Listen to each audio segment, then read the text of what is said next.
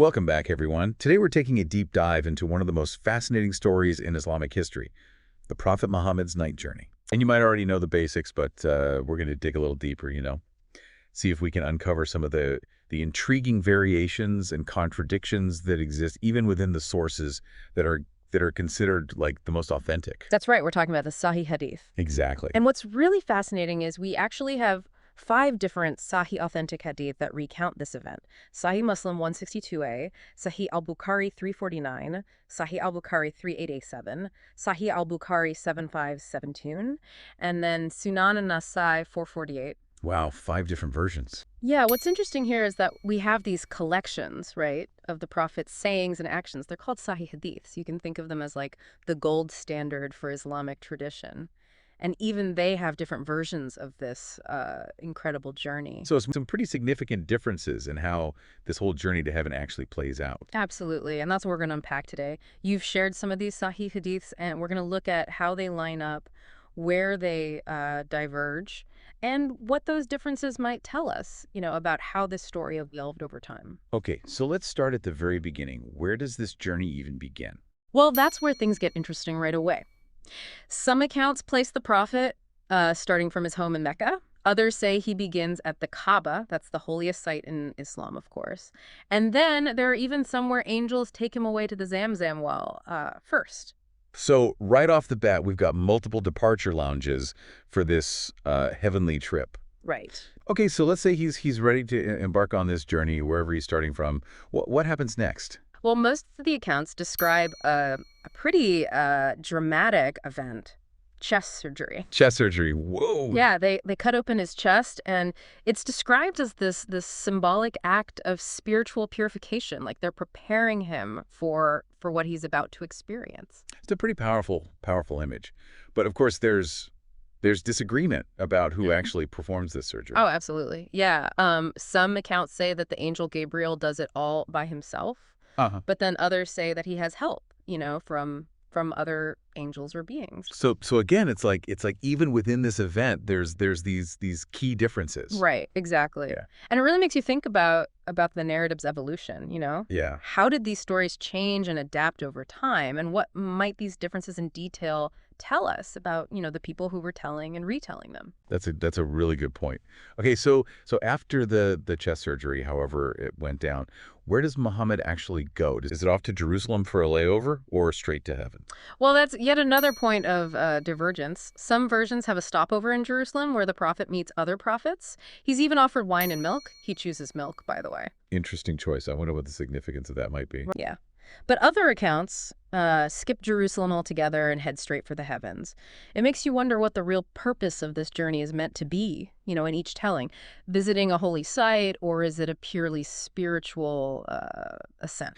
That's interesting. It makes me wonder if the accounts that kind of bypass Jerusalem, maybe they reflect an emphasis like on Islam's unique and superior status. Like they're saying, we don't need any detours to those other holy sites. That's a really interesting observation. Yeah, it really highlights how these narratives could be shaped by evolving theological ideas and maybe even agendas. Right. Yeah. Okay, so now for the part I think everyone wants to hear about, the transportation. Of course. I mean, you can't have a night journey without a fantastical ride. Exactly, right. So how does Muhammad travel? Well, as you might expect, we have some creative variations here. Lay on me. Some accounts mentioned the Burak. The what? The Burak, which is this winged donkey. A flying donkey. A flying donkey. It's a pretty wild image. Yeah. But then other accounts, they just say that Muhammad flew while holding Gabriel's hand. So it's either a flying donkey or a celestial hand-holding experience. Right, exactly. It seems like the storytellers really wanted to emphasize the miraculous nature of this journey, even if they couldn't quite agree on the specifics. Right. And it seems like that attention to the miraculous isn't limited to just the mode of transportation. Oh, absolutely not. It extends to the encounters that Muhammad has once he reaches his destination. Okay, so he finally arrives in heaven, however he got there. Who does he meet up there? Well, most accounts agree that he encounters a series of prophets on the different levels of heaven. But here's where it gets interesting.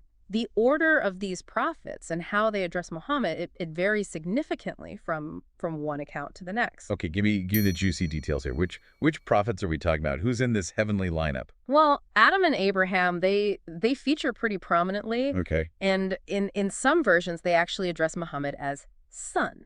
Son. Yeah, which really emphasizes that direct lineage, like Right, right. Like connecting him to such revered figures, that would definitely add, weight and authority to his claims. oh, absolutely. But is everyone in this heavenly gathering quite so welcoming? Moses is a big one, and there's this particularly interesting scene where he's depicted as weeping. Crying prophets. That's not something you see every day. What's got Moses so upset? Well, in some accounts, he's crying because he learns that more of Muhammad's followers will enter paradise than his own.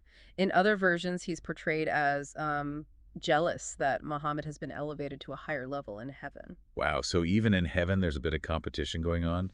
It makes you wonder if these stories were also trying to make a point about Islam's place in the world at the time, when they were being compiled. That's a really insightful point. Remember, these stories weren't just about preserving the Prophet's memory. They were also about, legitimizing Islam's claims, establishing its dominance. Okay, so we've got crying prophets, a prophetic family tree.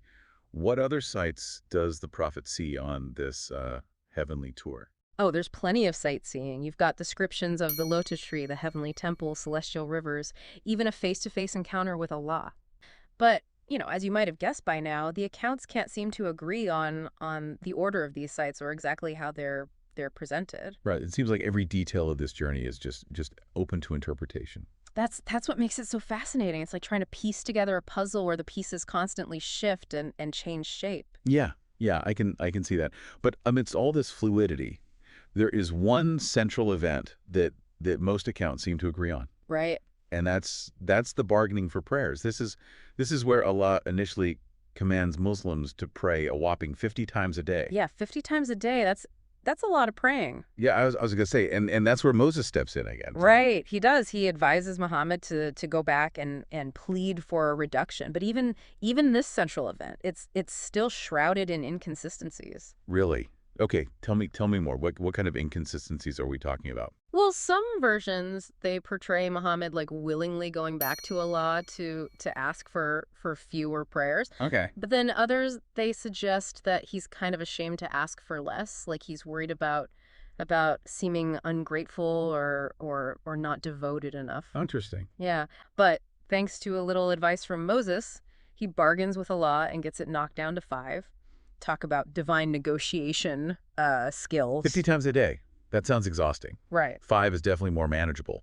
But is that the only outcome of this journey? Well, that's where things get fuzzy again. Some accounts say it's just the 5 daily prayers, while others throw in these bonus multipliers for good deeds or reduced penalties for bad ones. It's like a cosmic rewards program, but you're never quite sure what you're going to get. So it seems like we've got a lot of variation going on. Multiple starting points, different heart surgeons, varying destinations, a rotating cast of prophets, and even a fluctuating rewards program.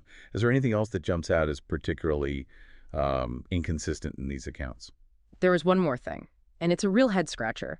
It involves one of the rewards promised to the prophet, a special river or fountain or lake, depending on the account.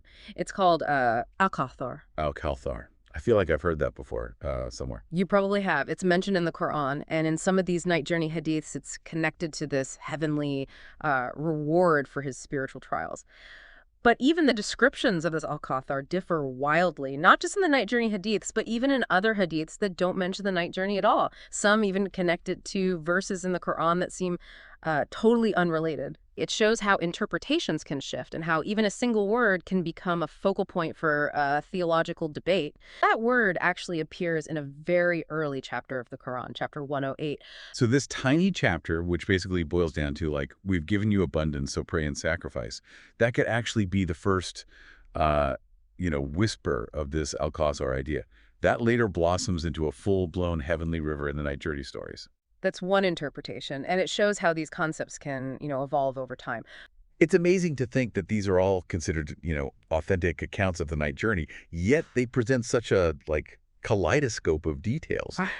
But even with all these variations, there's one difference that really stands out, something that seems to contradict modern Islamic theology. Okay, I'm intrigued. What is it? In some of these Sahih hadiths, it's explicitly stated that Muhammad saw Allah during the night journey. And this goes directly against the modern Islamic belief that Allah is absolutely invisible. Whoa, that's a big one. So it's almost like a glimpse into a very different, perhaps more human-like conception of Allah that's at odds with the more abstract, unknowable God of modern Islam. And I'm still kind of reeling from all these different versions of the night journey. It's like trying to solve a mystery where all the clues just keep contradicting each other. Yeah, one of the things that really strikes me is how much emphasis is placed on lineage and prophetic succession. Like Adam and Abraham calling Muhammad son. That really stands out. Yeah, it's almost as if they're trying to like place him firmly within this long line of prophets, give him kind of spiritual pedigree. Precisely, yeah. And then the way Moses is portrayed, sometimes envious, sometimes heartbroken, it adds another layer to this whole idea of prophetic lineage and rivalry. Yeah, it makes me think about how these stories might have been used to, you know, to establish Islam's place within the existing religious landscape. Like, was it a way to assert their own legitimacy and maybe even subtly critique other traditions? It's certainly a possibility. We have to remember these narratives were likely taking shape as Islam was gaining momentum. So it makes sense that they would reflect the challenges and aspirations of that early community. Right. So we've got all these inconsistencies, these layers of interpretation. This kind of raises an important question, though. How should we, as modern listeners, approach these texts? With all these inconsistencies, how do we even begin to make sense of them? I think it starts with acknowledging that the inconsistencies exist. Instead of trying to smooth them over or force them into a single narrative, let's embrace the complexity. So we're not looking for the one, true story. Yeah. We're exploring the tapestry of interpretations and what they reveal about the development of Islamic thought. Precisely. It's about appreciating the richness and the depth of these narratives, even in their contradictions. This has been such an eye-opening exploration so far. We've journeyed through the heavens, explored the complexities of early Islam, and uncovered more questions than answers. But I think that's the beauty of it. It's an invitation to keep learning, to keep exploring, to keep diving deeper into this fascinating world of religious narratives. Indeed, and remember, the journey doesn't end here. Keep asking those questions, keep seeking those insights, and keep that spirit of curiosity alive. That's what makes these explorations so rewarding. That's a perfect note to end on. Thank you for joining us on this deep dive into the night journey. Until next time, keep exploring, keep questioning, and keep seeking those hidden truths.